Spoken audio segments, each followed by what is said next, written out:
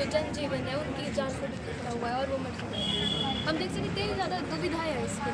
तो मैम हम बेसिकली संगड़ा क्षेत्र से बिलोंग करते हैं, तो हमारे यहाँ पे चूने पत्थर की माइन है, तो वहाँ पे बहुत ज़्यादा ब्लास्टिंग होती है, तो लैंडस्लाइड हमारे को हर बरसात में यहाँ पे देखने को मिलती है। तो हम जानते हैं कि जैसे लैंडस्लाइड है उसके मुख्य कारण क्या होता है, भारी बारिश होगी या फिर अव्यवस्थित जो निर्माण करते हैं हम उसकी वजह से हो सकती है, जैसे हमारे पास प्लास्टिक वगैरह होती है ऊपर। और जब हम वन का कटाव करते हैं तो जो सॉइल पेड़ पकड़ के रखता है वो भी नीचे बह जाते हैं। तो इसके लिए हमने ये मॉडल बनाया है कि हमारे पास लैंडस्लाइडिंग होती है। तो अभी मेरी पार्टनर बताएंगे कि हमारे पास क्या होता है। हमारे जो संगड़ा क्षेत्र है वहाँ के मंडली गाँव में माइनिंग बहुत ज़्यादा होती है, जिसकी वजह से क्या होती है कई वर्कर्स की मौत हो चुकी है माइनिंग की वजह से। क्योंकि ये माइनिंग है ना जो धीरे धीरे हमारे जो अर्थ को ना नुकसान करती है। क्योंकि मैम अगर माइनिंग होगी जब ब्लास्टिंग होती है मैम तो उसके ब्लास्टिंग के समय जो पर्वत है और जो घर है मैम वो बहुत ज़्यादा वाइब्रेट करते हैं, जिसकी वजह से कई पर्वत धीरे धीरे धंसते जा रहे हैं।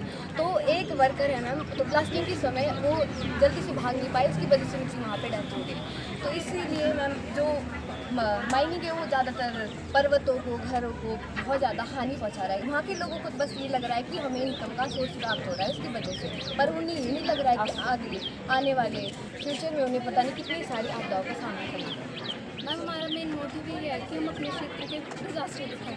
हमारे साइड ज़्यादा लैंडस्लाइड होती है और कोई रैंडम केस रहता है, पर कई बार आ जाता है और ड्रॉट तो देखने को मिल ही रहा है, काफ़ी सूखा पड़ रहा है गर्मी की वजह से। तो लैंडस्लाइडिंग से बचने के उपाय क्या हो सकते हैं? तो रिटेनिंग वॉल लगा सकते हैं, रिटेनिंग वॉल लगा सकते हैं तो लैंडस्लाइड को हम रोक सकते हैं।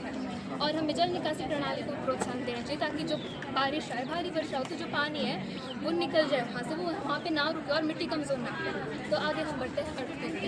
मैम जैसे कि हमारे को पता है जो अर्थक्वेक है वो पृथ्वी के नीचे से सरकार जो टेक्टोनिक प्लेट्स उनके हिलने या टकराने से, तो हमने यहाँ पे देखा है कि एक मकान है वो थोड़ा सा गिर गया है पर दूसरा मकान सीधा खड़ा है। क्यों? क्योंकि इसका स्ट्रक्चर सही है। तो हम देख सकते हैं कि जब भूकंप आता है तो हमें ये पता होना चाहिए कि हम पहले अर्ली प्रिपरेशन क्या करें। तो हमने इसमें क्या करा है, जो हमारा ये घर सही सलामत है, इसके हमारे पास नींव स्ट्रॉन्ग थी, इसका स्ट्रक्चर सही था, भूकंप रोधी मकान था।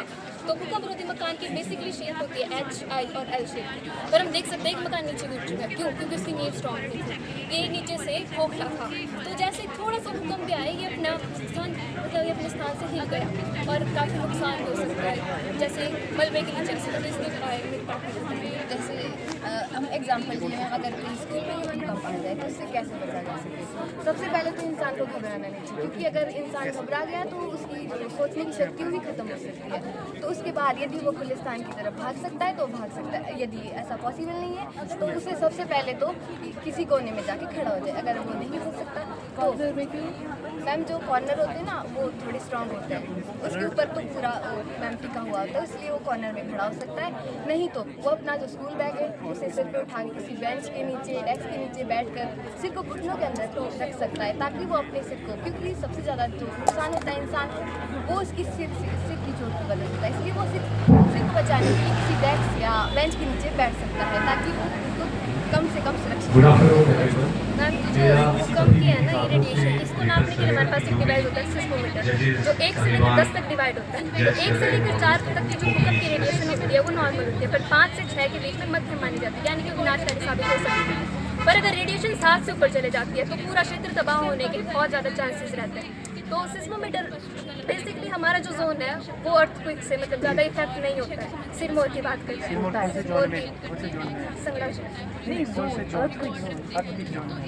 डेंजर जोन में माना गया था, इसे 4 तक आई थी, 4 के आसपास पीछे अभी आई थी रेडिएशन, इसमें फैंसी नाम क्या है।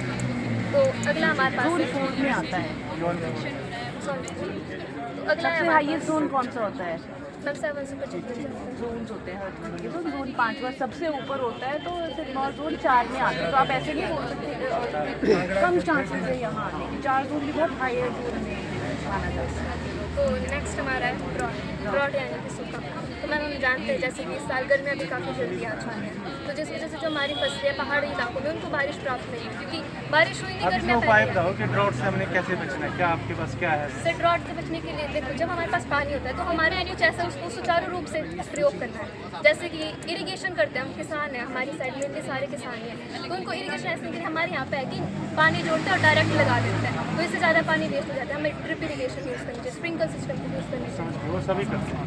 आपने क्या मॉडल में क्या शो किया है कि हमने ड्राउट से बचने के लिए जब भी बारिश होती है तो क्या करें? सर हमने कोई इसमें ये ये आप लिखा है, नो सर हमने इसमें लिखा है कि ड्रॉट की इफेक्ट क्या पड़े। प्रिपरेशन तो ड्राउट के लिए सॉल्यूशन मैम हम पानी को बचा सकते हैं ना, कंज्यूम कर सकते हैं, फिर आगे जाके कब बेटा होगा। कुछ आपने सोल्यूशन दिया है इसका कि हमें सूखे से कैसे बच सकते हैं लंबे समय तक? सर लंबे समय तक हम बड़ी बड़ी टैंक्स बना तो सकते कहाँ हैं जिसमें दिया? हम वर्षा का पानी इकट्ठा